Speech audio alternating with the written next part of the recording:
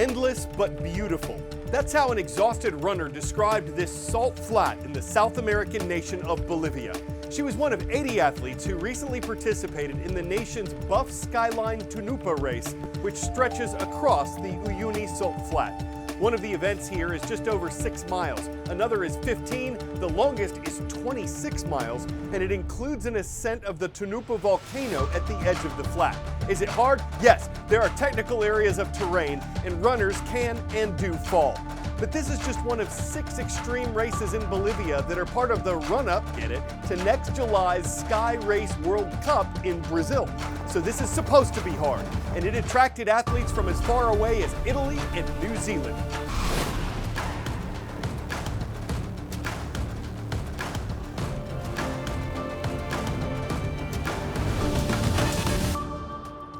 This is The World from A to Z with Carl Azuz. I'm Carl Azuz, hence the A and the Z. So good to have you watching this Wednesday. There's an election coming up in America. You might have heard something about that. The official date is set for November 5th, but early voting in some states starts in just 2 or 3 weeks. With political discussions at a fever pitch, there's a new report out that suggests China may be trying to deepen the political divide in America. The report's from a social network intelligence company named Graphica. It says there's been an increase in spamouflage accounts, social media accounts designed to look like they're from American voters or activists, but are actually linked to the Chinese government, according to the report. These spamouflage accounts don't all line up on one political side. They're not all supporting Democrats or Republicans. Instead, Graphica says they're trying to get Americans riled up over controversial issues, including topics of race, gun control, the war in the Middle East. Is this having an impact? Graphica says legitimate online groups talking about the election haven't really been triggered by spamouflage posts, though there was a fake TikTok video in July that's gotten around 1.5 million views. What does China say about this? According to Newsweek magazine, a Chinese embassy spokesperson called the report, quote, full of prejudice and malicious speculation against China, adding that China won't interfere in the U.S. election and hopes American politicians won't criticize China while campaigning. But as far as spamouflage accounts go, experts say we should find out where information is coming from before we repost it or get into a heated discussion on social media. Word it out. Which of these U.S. hotel brands is the oldest? Hilton, Marriott, Hyatt, Best Western. Dating back to 1925, when the first hotel under its name opened in Texas, the oldest hotel chain on this list is Hilton. After as many as 10,200 hotel workers at 25 hotels from Boston to the West Coast to Hawaii went on strike during the busy Labor Day weekend, at least 840 employees went back to work Tuesday. The strikes plan to last just 2 or 3 days, but make workers heard. Unite Here, the union representing hotel workers, says workers want more pay and a restoration of some practices scrapped during the COVID-19 pandemic, like daily room cleaning. As those services remain cut, it makes the work harder for the workers that remain. Affected hotels have stayed open, but with some service disruptions, which can have an impact even when strikes are short. Groups may cancel or postpone their events. There's guests who may choose not to travel because the dining room is closed or the spa is closed, and those sorts of disruptive elements. Sean Hennessy of New York University's Tisch Center of Hospitality says travel may be booming, but hotels and airlines and restaurants have faced the squeeze of inflation. Things like wage rates, taxation, utility costs, food costs, those have all increased dramatically. Hilton and Hyatt are among the hotel chains that have seen strikes this week, and both have said they are committed to reaching deals with a union. Specifically when it comes to talks between the hotels and the union, Hyatt said it wanted to negotiate fair contracts and recognize the contributions of Hyatt employees. Beyond the two sides involved in the strike, another perspective comes from a frustrated traveler interviewed by Hawaii News Now. There's a lot of people that they can only afford one vacation a year. If you don't want to work, don't work. Somebody else will take your job.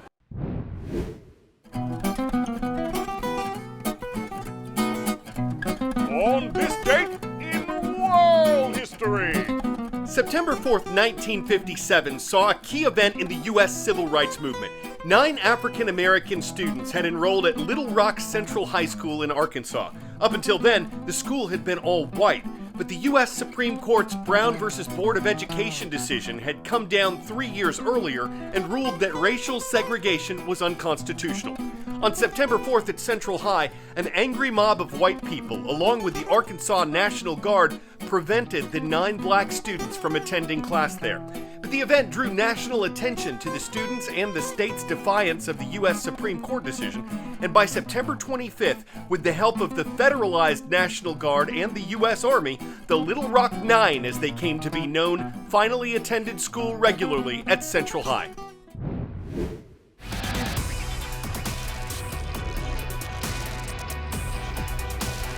Where in the world? This was once the most powerful nation on the European continent before its wealth and influence waned. It was an empire with colonies in Africa, Asia, and South America. Today, it's an independent republic bordering Spain. This is Portugal, a European country with a language spoken far and wide. Portugal, storks are staying put, preferring power towers to long migrations. They're making themselves at home because they're finding plenty of food in garbage dumps. Plus, Europe's weather has been warmer in recent years, and well, people have been making it easier too. Utility companies have a love-hate relationship with the big birds. Portugal's REN power company tries to discourage nesting. I don't really like the noise they make. It's scary. This device turns so that the storks can't pull down branches to make a nest. But then workers turn right around and put up platforms for nesting. It's all about safety though, for the birds, the workers, and the power equipment. Southern Portugal has seen quadruple the number of stork nests compared to 20 years ago. The platforms are installed in the structure of the towers, and the spinners go on the arms to prevent birds from nesting in areas where they could get electrocuted and cause power outages. And wildlife researchers and workers keep an eye on the condition of the nests in the region. I'm going to remove the storks carefully so that I can make a few checks. We're going to measure their wings and beaks and weigh them to get an idea of their condition, just to see if everything's all right. Some of the storks get satellite tags. Tracking shows that almost all these little guys do migrate to sub-Saharan Africa, in their first year, that is. The travel bug drops off from there until about 80% of adult birds are staying put year-round.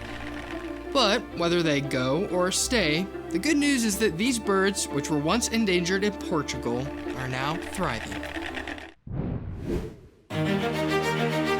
Is it constitutional?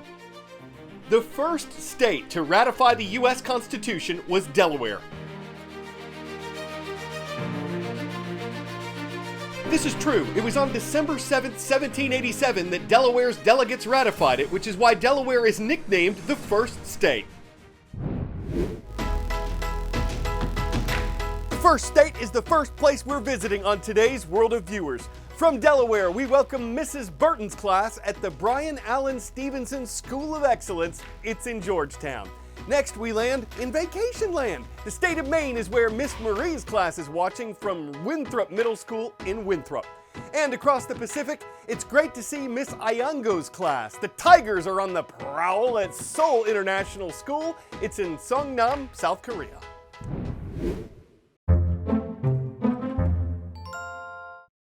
This would make an excellent trivia question. What is this? We'll give you a hint. It's got a tail, and you can't keep it as a pet. Ready? It's a giant panda's new squeaky toy at a theme park. No, I'm kidding. She's not hurting it. She's playing with it, according to the Reuters news agency.